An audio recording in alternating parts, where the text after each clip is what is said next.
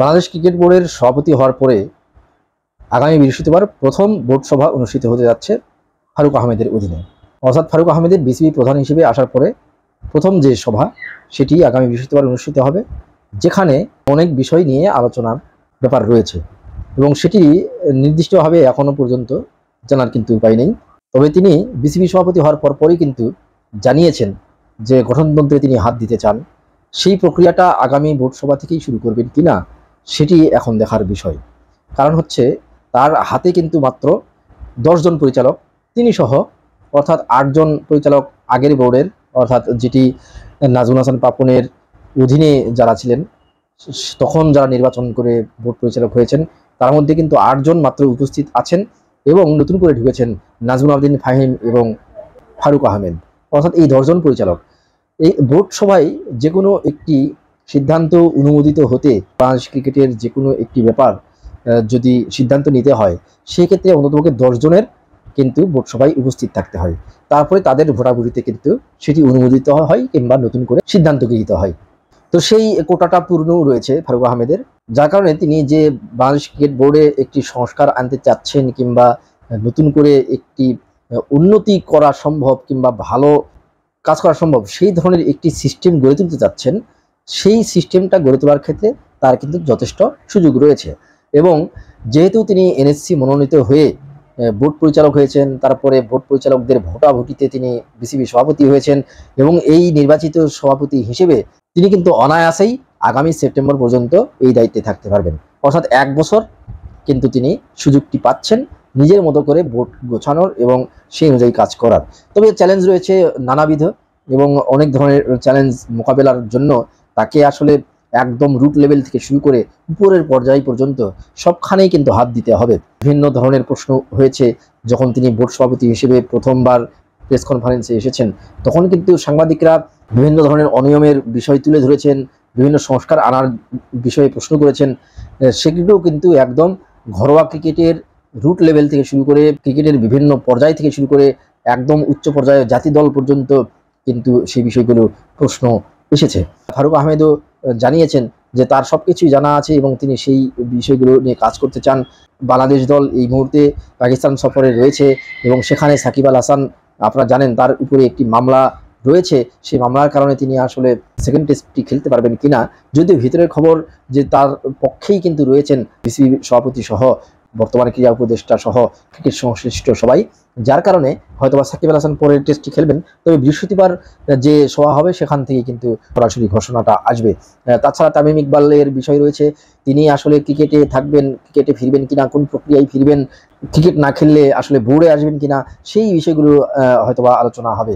তাছাড়া Sheikh Hasina international cricket stadium আপনারা জানেন নির্মাণের একটি প্রক্রিয়া কিন্তু সাবেক বিসিবি সভাপতি নাজমুল হাসান পাপন শুরু করেছিলেন, সেই প্রসেসটা ইতিমধ্যে কিন্তু স্থগিত ঘোষণা করেছে জাতীয় ক্রীড়া পরিষদ। এই বিষয়টা নিয়েও হয়তো আলোচনা হতে পারে। তারপরে যেহেতু 10 জন মাত্র পরিচালক, 25 জনের জায়গায় 25 জন পরিচালক লাগে, বিভিন্ন বিভাগ রয়েছে, বিভিন্ন ডিপার্টমেন্ট রয়েছে, কাজের বিভিন্ন সেক্টর রয়েছে, গেম ডেভেলপমেন্ট, বয়সভিত্তিক ক্রিকেট, ক্রিকেট অপারেশনস, এরকম করে কিন্তু টুর্নামেন্ট কমিটি, গ্রাউন্ডস কমিটি, এইভাবে কিন্তু বিভিন্ন সেক্টর রয়েছে। এইভাবে 25টি পরিচালকের দায়িত্বে কিন্তু 25টি ডিপার্টমেন্ট আলাদা আলাদা দায়িত্ব পালন করে থাকে। সেখানে 10 জন নিয়ে কিভাবে চলবে সেই বিষয়টি নিয়েও হয়তোবা আলোচনা হতে পারে, কার দায়িত্বটা বন্টন হতে পারে, যে কার দায়িত্বে আপাতত কি থাকবে। কারণ 14 জন পরিচালক এই মুহূর্তে অনুপস্থিত। নাজমুল হাসান পাপন পদত্যাগ করলেও তিনি বিসিবি সভাপতি পদ থেকে সরে গেছেন, পরিচালক হিসেবে কিন্তু তিনি রয়েছেন। তার মানে 14 জন পরিচালক কিন্তু এই মুহূর্তে আত্মগোপনে রয়েছেন, তারা এখন পর্যন্ত বোর্ডে আসেননি। তারা সর্বশেষ যে সরকারের পতন ঘটেছে সেই সরকারপন্থী ছিলেন, যার কারণে তারা কিন্তু আসছেন না। ইতিমধ্যে যেদিন জরুরি বোর্ড সভায় ফারুক আহমেদ সভাপতি হয়েছেন সেদিন কিন্তু তারা অনুপস্থিত ছিলেন এবং যে বৃহস্পতিবারের যে বোর্ড সভা রয়েছে সেই বোর্ড সভায়ও যদি তারা অনুপস্থিত থাকেন, টানা 2টি বোর্ড সভায় কিন্তু তারা অনুপস্থিত থাকবেন। গঠনতন্ত্রের নিয়ম অনুসারে টানা 3টি বোর্ড সভায় যদি কোনো পরিচালক অনুপস্থিত থাকেন তাহলে কিন্তু সেই পরিচালক তার পদ বাতিল হয়ে যায়, অর্থাৎ তিনি পরিচালক হিসেবে আর থাকেন না। সেই ক্ষেত্রে তখন ওই শূন্য পদে পরিচালক নিয়োগ করা সম্ভব হয় এবং সেই নিয়োগটা কিন্তু কাউন্সিলর যারা রয়েছেন বিসিবির তালিকাভুক্ত সেই কাউন্সিলরদের মধ্যে থেকেই হবেন, এটিই কিন্তু গঠনতন্ত্রে বলা আছে। সেই ক্ষেত্রেই কিন্তু আসলে ফারুক আহমেদ হাত দিতে চেয়েছেন।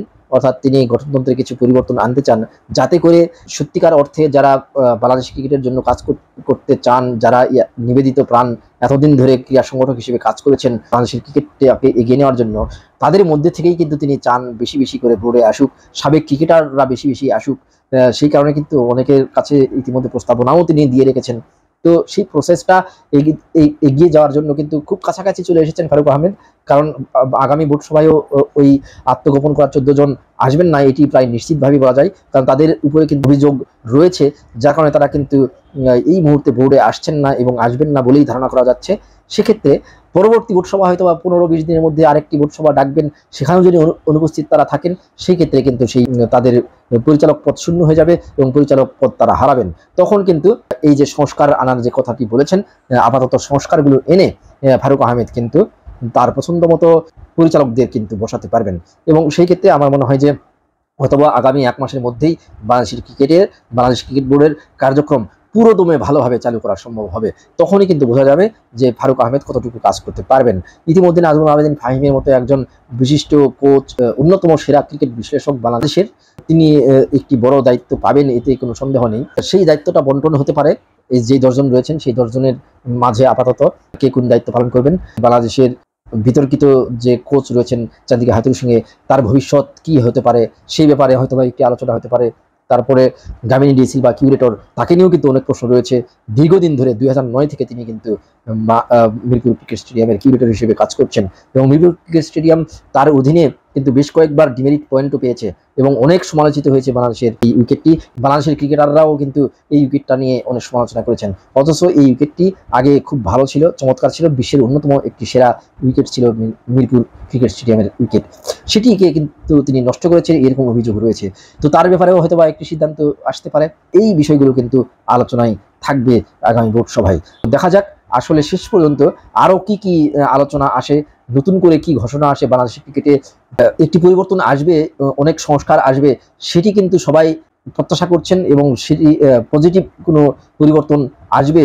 সবাই যেরকম চান, সবার প্রত্যাশিত যেরকম থাকে বাংলাদেশের ক্রিকেটের উন্নয়নের ক্ষেত্রে, সেই ধরনের কোনো কিছু এই বোর্ড সভা থেকে আসবে, এটি কিন্তু সবাই প্রত্যাশা করছেন।